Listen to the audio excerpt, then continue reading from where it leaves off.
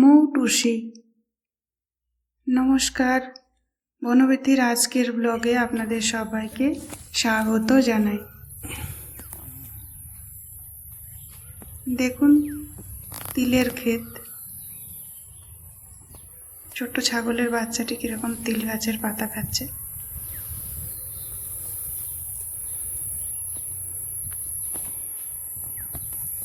পৃথিবীর প্রাচীনতম তৈলবীজগুলির মধ্যে এই তিল অন্যতম। তিল তেল অনেক উপকারী।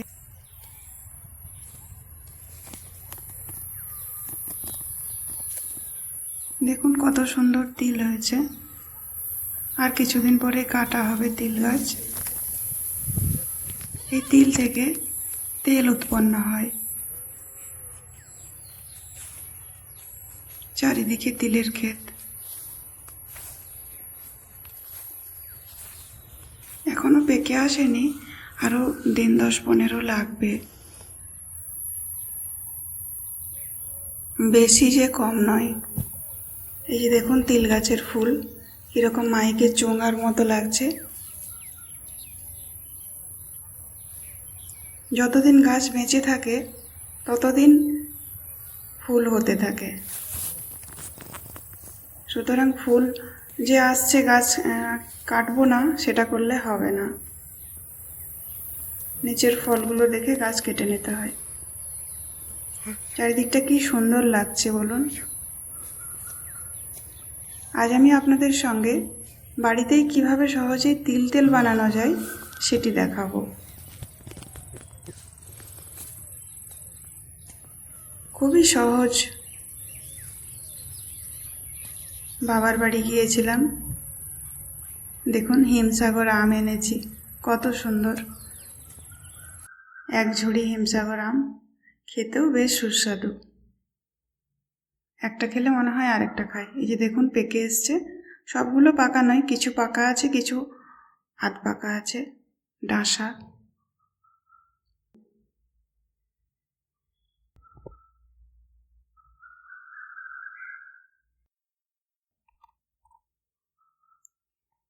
তিল তেল বানানো খুবই সহজ, আমরা অনায়াসে বাড়িতে বানাতে পারি।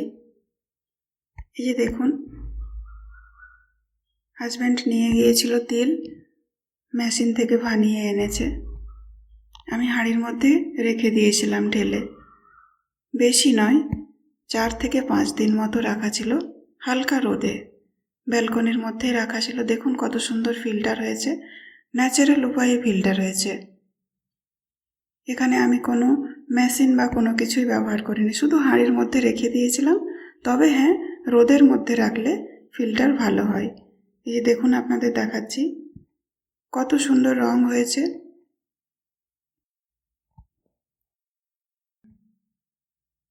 ভারী সুন্দর রং হয়েছে। সর্ষের তেলের রং যেমন একটু গাঢ় হয়, তিল তেলের রং দেখুন একটু হালকা হয় এবং তেলটাও একটু পাতলা হয়। এই যে দেখুন আমি ঢেলে দেখাচ্ছি, হালকা সোনালী রঙের। এই যে দেখুন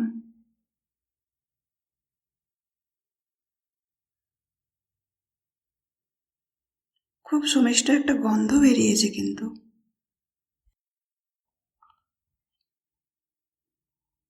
দেখুন এইভাবে আমি আলাদা করে নিচ্ছি,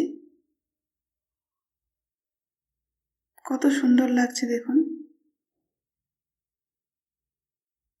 তিল তেল আমাদের শরীর স্বাস্থ্যের জন্য কিন্তু বেশ উপকারী। ক্যালসিয়াম সমৃদ্ধ তিল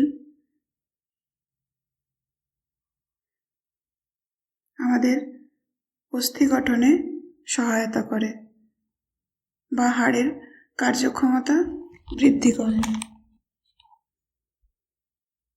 হাড় শক্ত করতে তিল তেল বিশেষ ভূমিকা রাখে।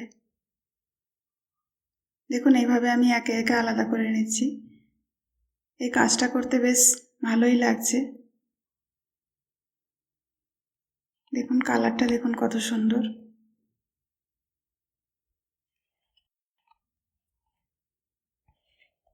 তিল তেলে প্রচুর ক্যালসিয়াম ম্যাগনেসিয়াম থাকে, যা হাড় ও দাঁত মজবুত করতে আমাদের সহায়তা করে। তিলের অ্যান্টি ইনফ্ল্যামেটরি উপাদান আর্থারাইটিসের ব্যথা বা জয়েন্টের ব্যথা কমাতে বেশ কার্যকরী। তিল তেল এই জন্য ব্যথায় মালিশ করতে দেখা যায়।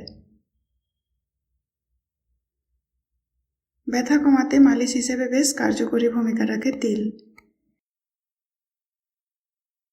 এছাড়া রূপচর্চায় তো তিলের তেল ব্যবহার হয়েই থাকে।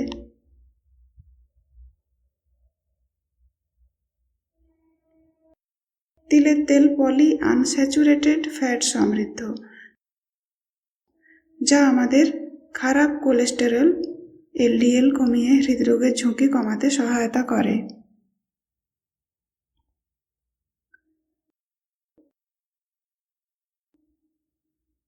এতে থাকা ভিটামিন ত্বককে সূর্যের অতিবেগুনি রশ্মি রক্ষা করে। তিল তেল কিন্তু বেশ ঠান্ডা, তিল তেল মাখা যেতে পারে, তবে ঠান্ডা লেগে যাওয়ার সম্ভাবনা থাকে। যাদের একটু ঠান্ডা লাগার সমস্যা আছে তারা তিল তেল নাই বা মাখলেন। শরীরের ফ্যাট কমাতে কিন্তু তিলের তেল বিশেষভাবে সহায়ক। তিলের তেল যদি চুলে স্ক্যাল্পে মাখা যায় মাথায়, তাহলে খুশকি ও শুষ্কতা দূর হয়, চুলকানিও কমায়। এটি স্ক্যাল্পের আর্দ্রতা ধরে রাখে।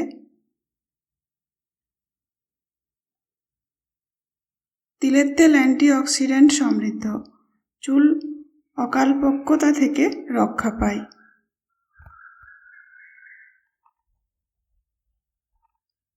পুষ্টিগুণে ভরপুর একটি প্রাকৃতিক উপাদান। আমরা সহজেই এই তিলের তেল পেতে পারি। কিছুই না, তিলকে ভালোভাবে ধুয়ে মেশিনে ভানিয়ে আনলেই হয়। এদিক সেদিক আমাদের চারপাশে একটু খোঁজ করলেই তেলের ঘানি পাবেন। সেখান থেকে ভানিয়ে এনে দিন 4-5 রোদে তেলটি রেখে দিলেই এইভাবে ফিল্টার হয়ে যাবে। দেখুন নিচে কাঁচ জমা হয়ে গেছে, ওপরে তেল কত সুন্দরভাবে ফিল্টার হয়েছে। যে দেখুন কত সুন্দর তেলের কালার হয়েছে।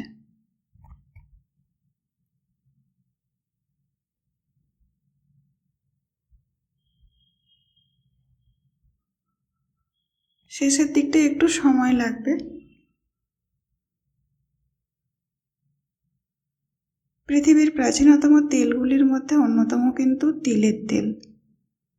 তেল শব্দটির উৎপত্তি কিন্তু তিল থেকে।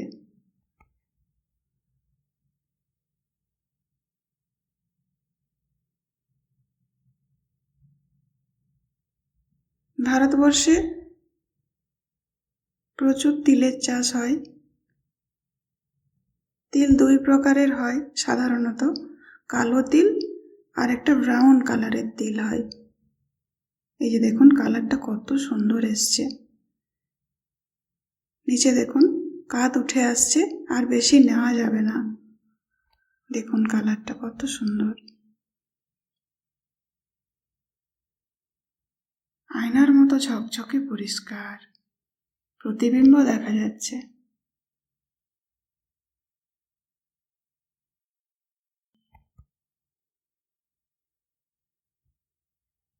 তিলের বীজ পেডালিয়াসি পরিবারের অন্তর্ভুক্ত। এতে প্রচুর পরিমাণে প্রোটিন, ভিটামিন ও অ্যান্টিঅক্সিডেন্ট রয়েছে। দেখুন যেটা থেকে কাত উঠে আসছিল সেটি আমি একটি কাঁচের বাটির মধ্যে রেখে দিচ্ছি। তিলের বীজ কিন্তু খাওয়া যায়, খোসাটা ছাড়িয়ে যদি আপনারা পোস্তর মতো বেটে ভেজে খান তাহলে কিন্তু বেশ খেতে সুস্বাদু লাগে।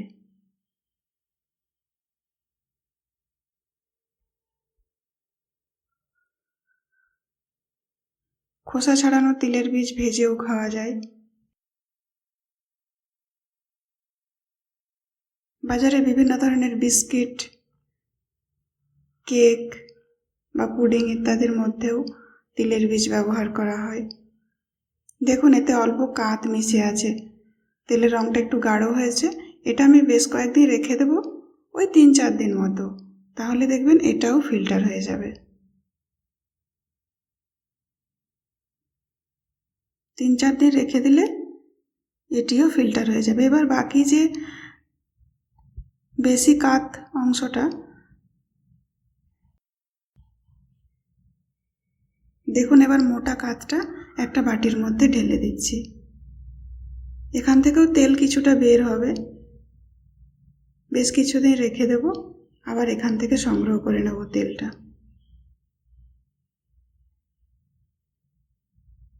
অনেকটাই তেল বেরোবে এখান থেকে, প্রায় 500 গ্রাম মতো তেল বেরোবে, বেশিও হতে পারে, আমি একটু আন্দাজ করেই বললাম। তেল মিশে আছে, কিছুই না, ঘরের মধ্যে রেখে দিতে হবে। এটিকে আমি আর রোদে দেব না।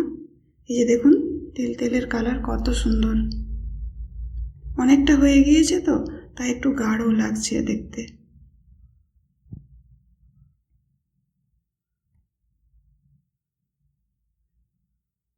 এখানে প্রায় 6 থেকে 7 কিলো তেল আছে, তিলের তেল।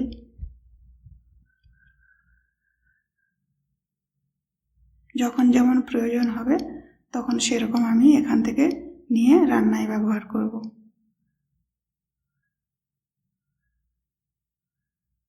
আরেকটা জিনিস দেখাই চলুন। এই যে এটা কি বলুন তো, জঙ্গলমহলের গ্রীষ্মকালের পরিচিত একটি ফল, এখন কিন্তু আর অত পাওয়া যায় না। বইচি ফল, ছোটবেলায় প্রচুর খেয়েছি, বাজারে বিক্রি হচ্ছিল, নিয়ে এসেছি। 20 টাকা শ, দামি হলেও অল্পই নিয়েছি, 100 গ্রাম, বাড়ির সকলে মিলে খাওয়া হবে, বেশ উপকারী। দেখুন কত সুন্দর লাগছে।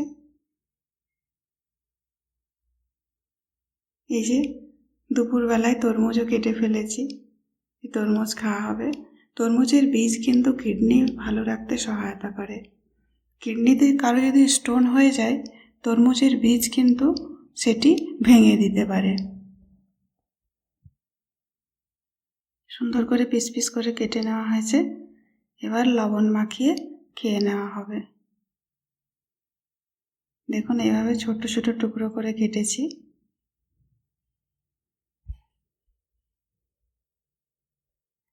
চলুন আজ তাহলে এ পর্যন্তই। সবাই ভালো থাকুন, সুস্থ থাকুন। ফিরবো আগামী পর্বের আবারও একটি সুন্দর ব্লগ নিয়ে।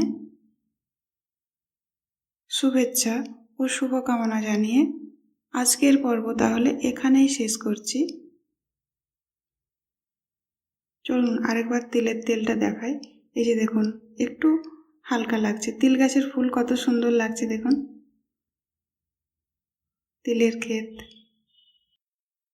তিলের ক্ষেত থেকে আলাদা একটা মিষ্টি মধুর মতো গন্ধ বের হচ্ছে। মৌমাছিদের আনাগোনা রয়েছে, আপনাদের দেখাতে পাচ্ছি না। গ্রামীণ প্রকৃতি বড়ই মনোমুগ্ধকর, শুধু আপনাকে এর স্বাদ নিতে জানতে হবে, তাহলেই জীবন সুন্দর। ধন্যবাদ।